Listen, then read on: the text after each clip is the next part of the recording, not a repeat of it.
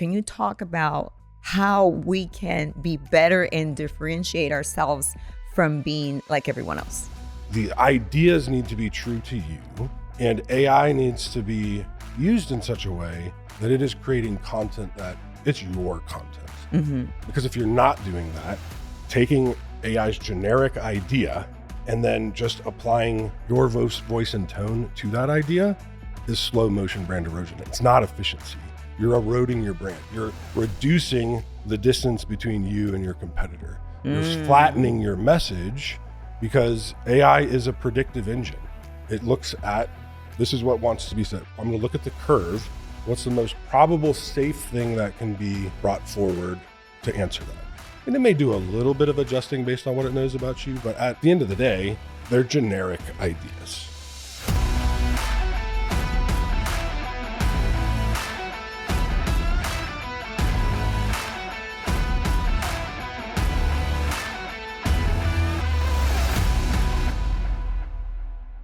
Madeline and I are super excited to have Craig Van Korlaar as our guest today. Craig has an incredible history, lived in 4 countries, was a senior leadership at Verizon, and moved him from his corporate world to the entrepreneurial world. Craig is a specialist in AI technology, and what he breaks down for us in this episode is how to use AI and maintain your voice and create separation between you and your competition. Craig, thank you so much for joining us today. We're really excited to have our audience learn a little bit more about you, what you do, and learn from you on kind of your niche specialty on the AI space. But before we get into that, can you give our audience just a little bit of what your background is? Sure. And kind of what inspired you to be the entrepreneur you are today? Yeah, gladly. Thanks for having me. So my background is an interesting one in the sense that it's not standard. I'm very grateful for the things that came with it. So I was born in the U.S., but at the age of 8, we moved to Africa, where my parents were international school teachers. And we first lived in Zaire, which is now DR Congo. And so I got to have that like childhood of like Huck Finn, where I was running around in the trees, hunting birds and all of that. And it was this really great experience. And then suddenly it wasn't a really great experience. War overran that area, and we were forced to do the grab all our stuff, put it in a backpack, get across the border. And there's a lot of tragedy that came from that season. So I was forced to grow up very quickly, right? A lot of my 12-year-old friends were swept up into the fighting and all of that. And so came back to the U.S. For a very short period of time. And then we went back to Kenya for middle school and high school. And I mention that because this is just such a formative part of my story, right? I was in these international schools with like people from all over the world and these other cultures. And there's a psychological term for people like that. It's called third culture kids. It's this idea of you're not fully of your parents' culture. You're not fully in the culture that you're living in. You're kind of this bridge between. And there's some challenges with that, but there's also these like really beautiful elements where you learn to adapt. You learn to be empathetic and see different perspectives, and then be able to kind of align yourself with understanding that worldview. Even if you don't agree with it, you can at least kind of make those adaptations. I went into the military out of high school, and I was in the Marine Corps. I was in the Air Wing, and I spent a lot of time flying all over Southeast Asia. And even there, like every time I went to a new country, I wasn't interested in going to the bars and the nightclubs. Like I was interested in like, how do I meet people here? How do I connect? What are the problems that they have?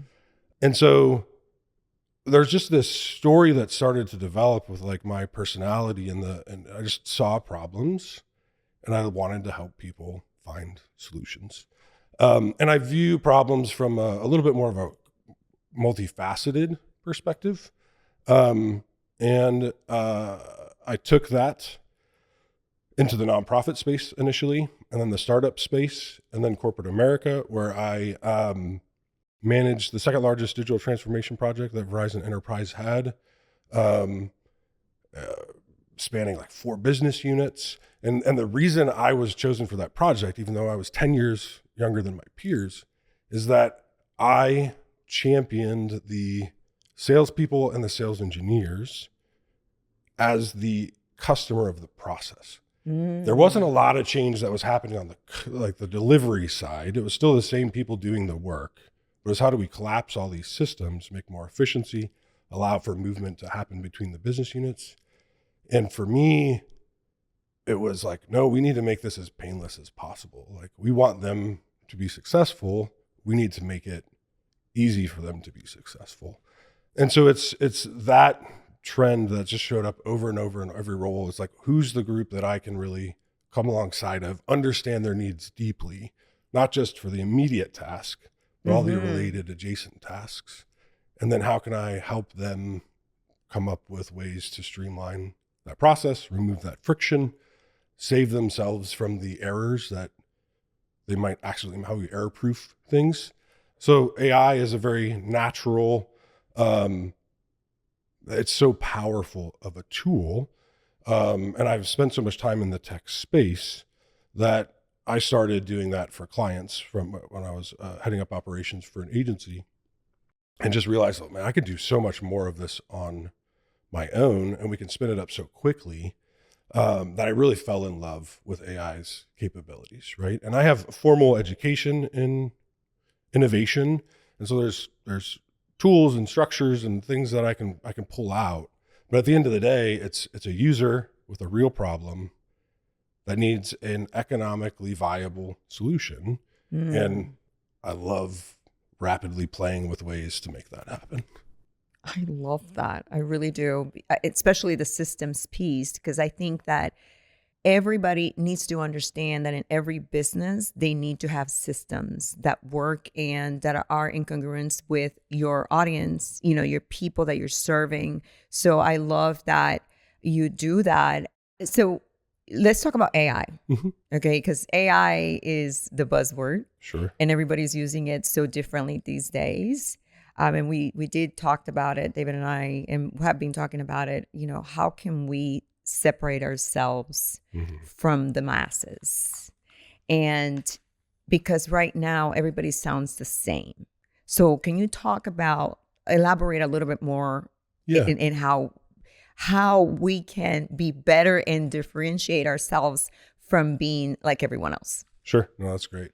Yeah. And so the current group that I'm really focusing on is content creators, right? And that can take multiple forms, but people that have a story, a product that is a story that's worth telling. But they also are looking at efficiencies. They see AI as this tool, but if you approach that tool in the wrong way, you'll gain efficiency, but you're going to compromise kind of your messaging, right? And so what I'll do with brands, whether that's an individual brand or a company, is help them see that the ideas need to be true to you, and AI needs to be used in such a way that it is creating content that is you. It's your content. Because if you're not doing that, like taking AI's generic idea, right, and then just applying your voice and tone to that idea is slow motion brand erosion. It's not efficiency. You're eroding your brand. You're reducing the distance between you and your competitor. You're flattening your message because AI is a predictive engine. It looks at, this is what wants to be said. I'm going to look at the curve. What's the most probable safe thing that can be brought forward to answer that? And it may do a little bit of adjusting based on what it knows about you, but at the end of the day, they're generic ideas. Unless you do a series of steps to strategically make sure that they're framing that idea from a lens that is uniquely you. And so as I'm working with content creators, it's like, how do we get AI to do that? And how do we also understand AI's strengths, weaknesses, and what it needs, right? So this is a fun thing that not enough people are talking about. They talk about AI as a collaborator, right? But when you poke at that, really what they're just thinking of is like, I want AI to help me do my job. Yeah. Nobody's asking, what does AI need from me to do the job that I want it to do for me, right? And so I view AI, I personify AI in the design of processes. I know that AI is not a person, right? But it does have its own jobs to be done. Like it does things a certain way, how it's architected. It needs things to meet the expectations. It needs context, right? It needs clarity. It needs lack of conflicting instructions. It needs examples. And so when you understand what AI needs and you view them as this collaborator of like, yeah, you're going to help me, but I'm going to make sure that I help you help me. And you can then design and interact with AI in that way. It raises AI from this fancy computer automation with like a little layer of like ability to create content into like something that's truly powerful. So I love frameworks. Do you have a framework for that? Yeah. So design thinking is the framework that like my master's degree specialized in that. It's an innovation framework that was kind of birthed in the Silicon Valley, San Francisco space. And it centers on empathy first design. So whatever you're trying to solve for, you take a step back, you set your solution aside, and you focus on the customer, customers, or you can even expand that to include the other stakeholders in that process. And you really look at what are the journeys that they have? What are the jobs that they're getting done inside of those, right? What is the things that they need to be successful? What are their goals at the end of this journey? How do they define good for the outcome of that journey? And then what are all the pain points, frictions, areas of confusion and cognitive like load that seems that could be unnecessary or could be mitigated?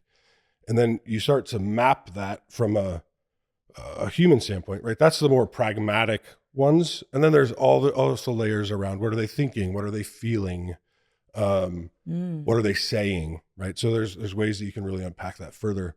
But when you map out that holistic view of that user and understand its contextual applications for the different flows that are happening, you are able to design products and services that don't just meet the immediate itch that like was stated, but you're able, sometimes it's not even recognized, right? You're just removing friction. Sure. And removing friction is something that like people know when they're hitting friction. They know when they're hitting pain, but when they're not, they may not notice it, but it's just a better experience, right? So design thinking, I talked about empathy. Yes. Right? That's the first step. Yeah. Then you define what it is that you're going to do and who you're going to do it for. Okay. Right? Then you go out and you build something and you're testing it, right? So it's this rework loop that's all around validating your assumptions and rapidly adapting your designs and your solutions to make sure that they actually fit with the audience. So it starts with empathy. That's really how, but it doesn't end with empathy. Yeah. It's a very pragmatic, very proof is in the pudding. Like, is this actually going to work? And that allows you to do it really early. So the goal is like, let's have these conversations before you've built something. Let's create prototypes that are as simple as possible and talk to real customers. And it moves the needle from like, we need statistical significance in our market research. There's still a place for that, right? But you're able to have conversations with like a UX cycle is like 5 to 8 testers, right? Oh, wow. You take the thing, you put it in front of 5 to 8 testers. They're giving you kind of a constant stream of feedback as they're trying to do the task that you're asking them to do. You take the learnings from those 8, you make adjustments, and then you try with another 8. And so it's this much more accessible way for founders, managers, employees to rapidly improve a process without feeling like they have to have statistical significance. And then at some point, statistical significance.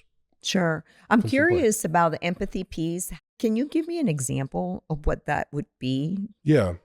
one of the things that a lot of my workflows do is whatever the task is, rather than having to find every single thing possible ahead of time, we'll say, based on everything that we know about the brand and the customer, I have AI spin up a very specific set of criteria that augments the context of what it is that we're working on. And so we're writing an article on housing and urban development, right? You're going to go and you're going to identify who are the stakeholders in that conversation. And then we're going to say, this is the scope that we're talking about. And then we use AI from a combination of the information we've provided it and the fact that once you've given it a bunch of information, as long as that topic is one that it's been trained on, it can make really high confidence inferences beyond that. So we'll say, not just what is the generic things, the jobs that the customer needs to do on a daily basis, or their needs, their goals, but we'll say, for this really niche topic related to this aspect of housing and urban development, who are the audiences? And then we spin up for each of those, what are the related journeys? What are the related tasks, the jobs that they're doing inside of those journeys? What are their needs, goals, pain points, definitions of good? And what that does is we're separating out the generative task of writing the thing into multiple steps that focus AI on a dedicated passive, like understand the customer. Don't write something, understand the customer. And then when you understand the customer, then you write the thing, and it's a way better thing. Amazing. I mean, wow, that's incredible. That's very powerful. I have not ever heard anybody explaining that concept or the AI piece and really making it separate the boys from the men, if you will. Right? Again, this is over personification of AI, but if we put it in our own human context, you don't ask a copywriter to go write a white paper. Yeah. Right? They don't just go write a white paper. There's this, what is the strategy? Who's the audience? What's the main framing that we're going to be doing what's the call to actions, right? And it's this process that unfolds over multiple steps. Wow. And if you just asked a copywriter to go out and write you a white paper and you gave them an hour to do it, it's not going to be a good white paper. No. Right? That's what we do with AI. We give it a single prompt and we expect that it's going to create this great thing. And you could see it on social media right now where everybody sounds the same, and you can tell and spot that you did not spend time really reading what you wrote or AI wrote, and it is kind of sad. But on the other hand, everybody's in the same playing field. Now it's identifying who is the expert out there to really bring it to life differently, and you seem like the man for that. Well, thank you. A lot of what I do is I pair with the subject matter expert. Yeah. So I am really good at getting AI to come alongside of that subject matter expert. Yes. To speed up each step in their content creation process. Yes. I don't pretend to be the expert in all of these areas. It's that pairing of the technology. The collaboration. With amazing. Yeah. Thank you for sharing that. I want to continue with this from an AI perspective. And Madeline mentioned social media, and AI tools are now becoming these search engines, right? So the challenge hitting people is what was known as pay-per-click SEO is dramatically changing. Yeah.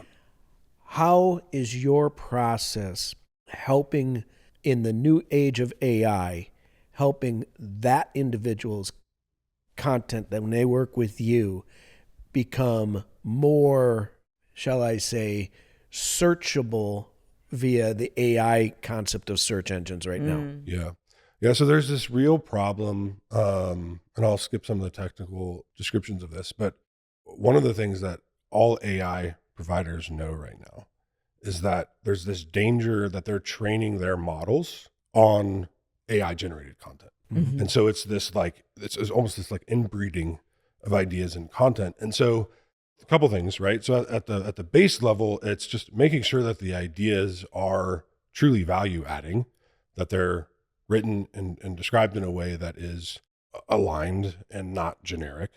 And then the other piece too is like making sure that the content is structured in a way that not just AI, but also accessibility. Like this is something that a lot of people underestimate, is that these systems are looking for content that's accessible to AI, but also accessible to humans with disability. And the people that are taking the time to do the content well and structure the content in the ways that the bots are going to go in and consume it, that's a signal that they're doing the due diligence and that content is most likely, it's a significant indicator that content is a more valuable, well thought through piece of content. And then when it comes to the actual search engines themselves, I was a master at like taking advantage of the algorithm, right? So at one point, I had a blog. I was getting over 300,000 page views a month. I was creating one new piece of content a month, and I was updating my old pieces of content, right? I was just focusing on, it took me 40 hours to write the piece, but once I wrote it, it was a super valuable thing. And so I was looking to kind of, the problem now, right, is that it is a different world. Like you can't write content and people just come. And so there are these aspects that like AI is changing so fast, right? And there are patterns that are starting to evolve with like where AI is choosing to go to find its information. And some of that like is early enough and it's unfolding enough that I'm a little bit unconfident to give like real strong advice. But the thing I will say is don't just write the content and put a meta description and a meta title on it and expect it to work, right? There's still a hygiene that's worth doing for that. But I don't know if I answered that question. I could keep talking, but it's an area that's like, I don't have tons and tons of super.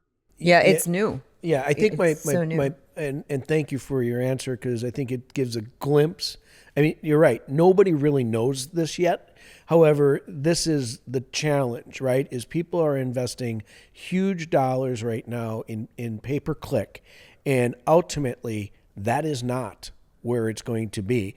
And for our audience, any glimpse to, if we can be 96, 180 days ahead of everybody else. Sure. In making our content, and one of the things I was telling Madeline is I said, thank you for bringing up blogs. I said, blogs are going to be, if they're done correctly, the new way of getting your data into the AI search, right? Because it's gonna, if you set it up correctly, and I am not an expert on this by any means. I just read a really good article and it came to my mind, and I said, I need to talk to Craig and say, how do I do this? Because I want to be 180 days ahead of everybody else. Yes. And I want just posting on Facebook, posting on LinkedIn isn't going to just get you where it used to get you, right? Now we have to come up with a whole different content strategy. And then what I'm curious is understanding, in the context of creating a new content strategy, how would you use the AI to help you develop that strategy, calendar, and all of that, so it's consistent? Your words, I believe, were it has information that people are truly wanting, and it's being put in a format that they will receive it and use it. Yeah. Great question. So a big thing that AI systems are looking at, they're looking for trust signals, right? And with traditional SEO, they were trying to do that as well, right? They were taking into account how many clicks from what or links, how many to what were the domain authority of those. And now it's kind of shifted onto the social. So social needs to be kind of part of that. But also it's this idea of like, if AI does not want to give information to someone that performed a search, that's not valuable to that person, right? AI is going to know more and more about the person that's doing the searching, and it's going to be able to predict that better. So there's this really interesting opportunity. And again, some of it's still unfolding. But if you're writing your content in a way that's super valuable, but it's also really clear who it's for, and the more narrow and niche your content is, the more likely it is to kind of show up for that person, right? And so there's just the individual pieces. Then there's the strategy, right? One of the things that I'm helping a number of clients do is rather than just spinning up a blog post because it's on my Thursday checklist, let's build content. Like, let's build a plan for that content. We don't have to write the full article. We can, but let's know The topics. what are the topics, right? And let's know ahead of time that that just some of those key pieces of like how we're going to frame it, and what the call to action is, or something like that. Just a little blurb, and you're able to kind of do this interesting, more strategic plan for that content that then starts to reinforce and link back to the prior steps. And it creates this much more robust system that as AI is now crawling, right? It used to just be bots that were indexing it. Well, now that's happening, but AI is making sense of this. It's seeing a more cohesive whole than just a bunch of random posts that are there. And one of the other things, to go back to the empathy, right? If you want to know how to create topics, like I've developed this process for clients where we'll take their audience and we'll run through what are the journeys that audience has related to this, right? What are the individual steps that they're doing? You're hearing this repeated message from me, but like their needs to do that well, their goals, their definitions are good. And then you turn that into something that AI starts spinning up content from. Like you're using this to generate content.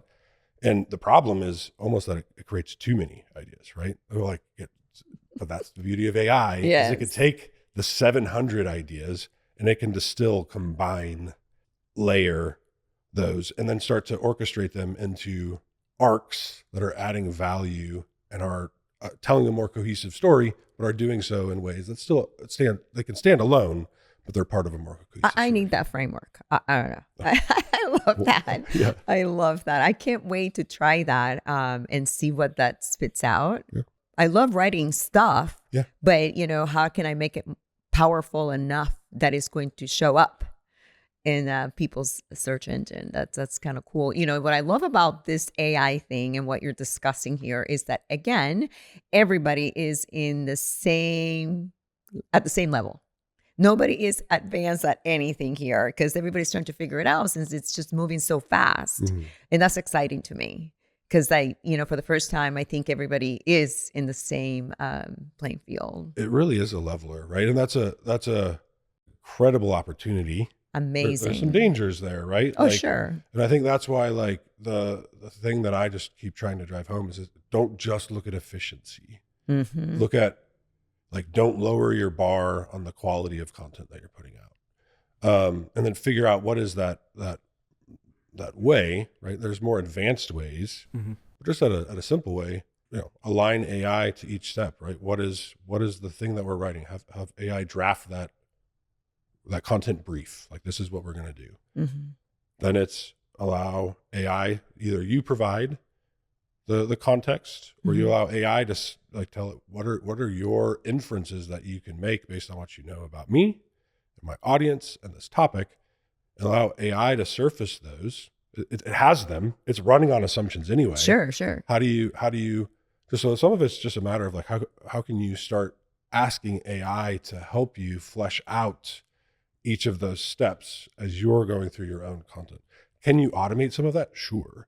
But there's this beauty in that human AI, it's called human in the loop workflows, where the AI is working with the human to get to that end goal. And you don't have to be a fancy prompt engineer for that. In fact, that's what they're selling right now. Yeah. One of the things that I encourage people is here's what I'm trying to do. How about you write a detailed prompt for me that will allow you to do that. And it'll spit out a detailed prompt, and then you just tell it to run it. So you don't have to be an AI. AI is an expert in AI, right? Yeah.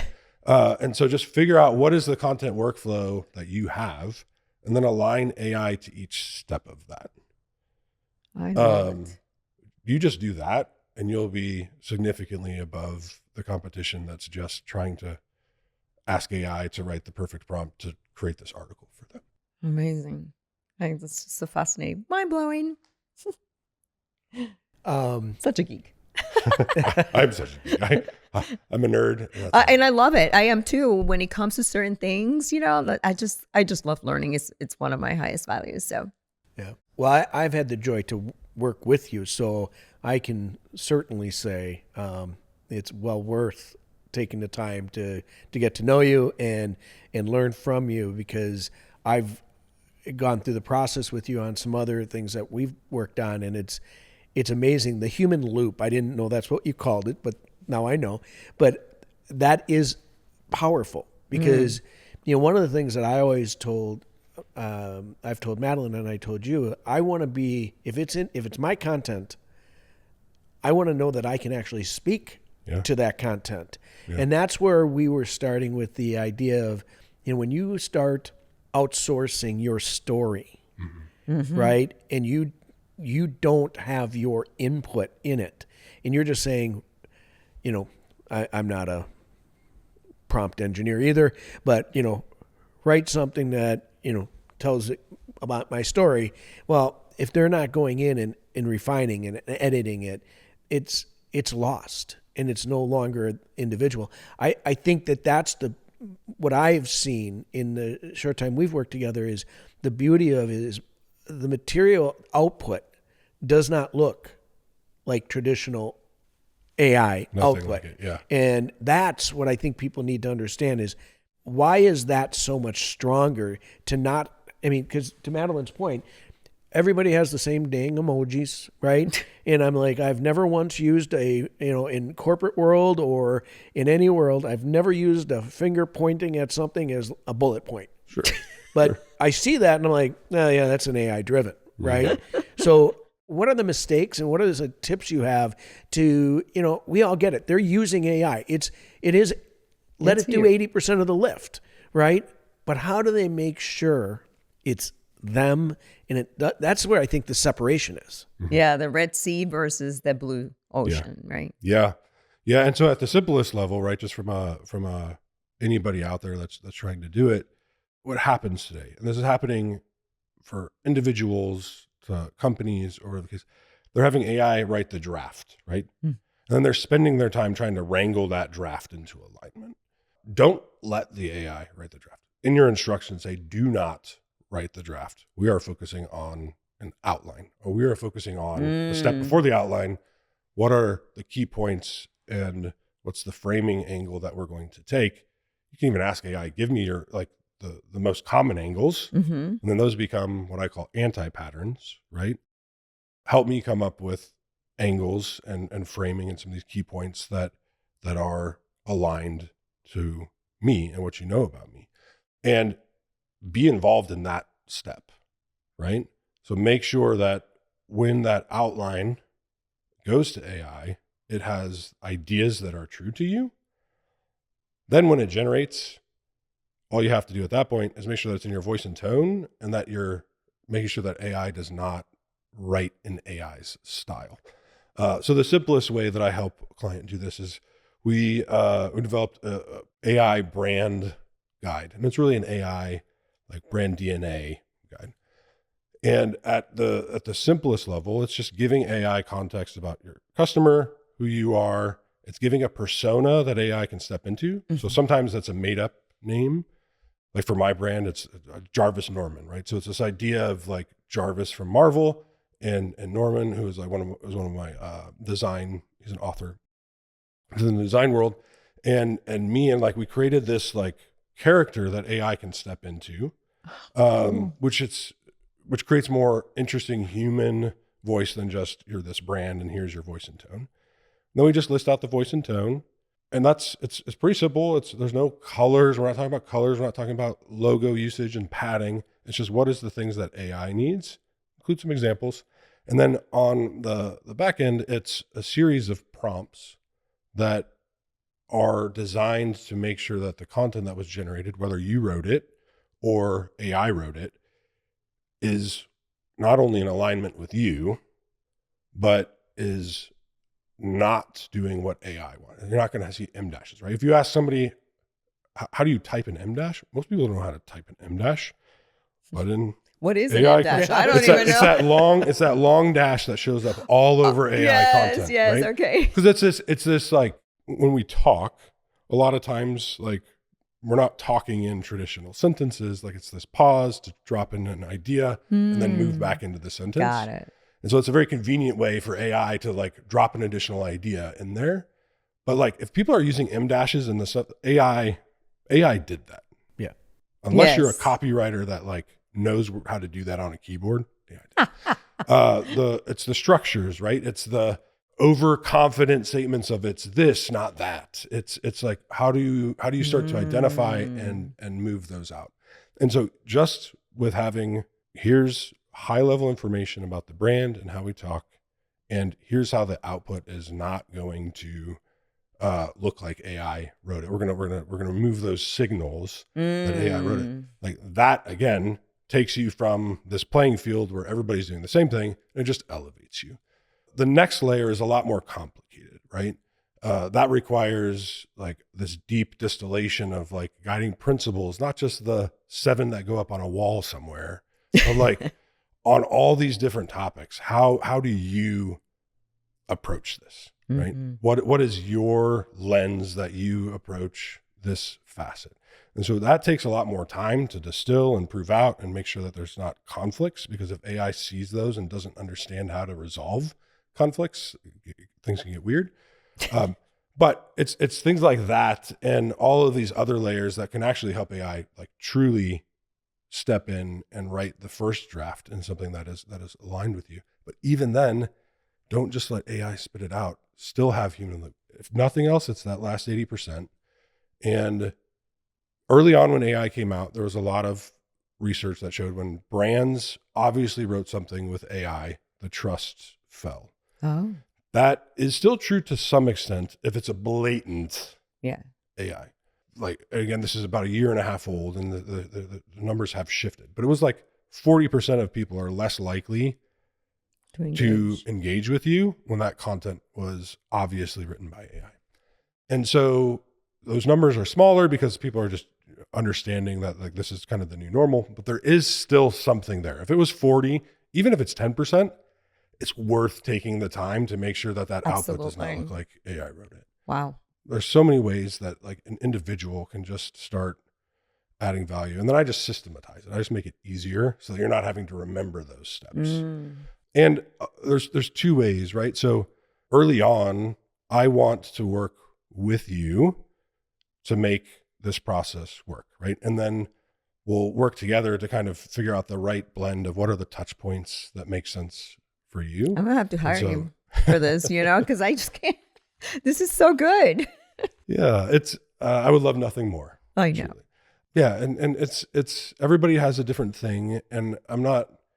Especially when it's starting out, like it's very collaborative. I'm not just taking a tool and slapping a few pieces of information about you, and then it's spitting out content, right? Like this is a process that we're going to work together to 'cause I have to understand you before I can help AI understand you.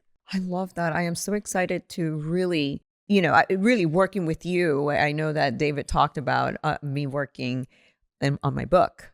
But I'm excited to really this piece of AI understand it so well that my content does stand out above everyone else. Yeah, it's a selfish thing. And there's such good content out there that you've already put out, right? Like the bones are so good, and that's what people need to know. Is like they bring something to the table. Sure. Let's make that shine. Yeah. Don't let AI flatten it. No, I agree. And again, I find it to be an incredible opportunity for every creator out there that it is a level, it's a level field right now. Yeah. And so it's wonderful. This has been very valuable, and I have to go probably listen to this again because there's so much richness in this content. Yeah.